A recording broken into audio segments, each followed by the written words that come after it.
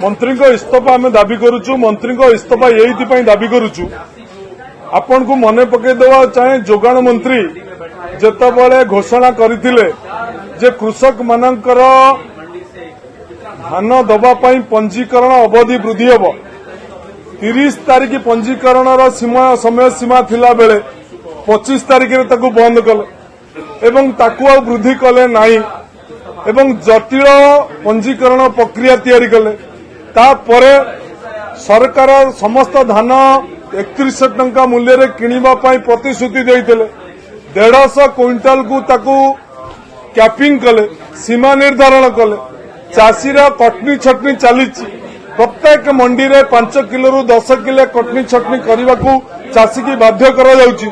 चाषी जेतबले खरा काकर रे तार वर्षकर उत्पादित शस्य को विपणन करने पाई बिक्री करने पाई राजरास्ता रे तेणु विजु जनता दल विरोधी दल हिसाब रे केबे शांति भाव में बसिबो नाही। चाषी सहित ठिया हबो चाषी ठिया हबो चाषी लड़ाई करिछि करिबो। आमे दाबी करिछु जोगाण मंत्री इस्तीफा दाबी करुचु।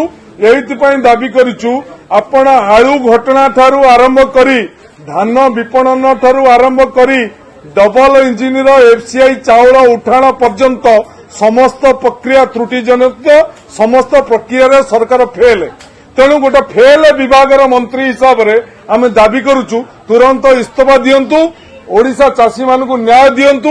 ओडिशा चाषींकर समस्त वर्षकर आहार वर्षकर शस्य को सरकार घोषणा करिथिबा मूल्य रे बिना कटनी छटनी रे क्रय करंतु। डीटीवी ओडिया देखिवा पई सब्सक्राइब करंतु एवं बेल आइकन को मध्य दबाई दियंतु।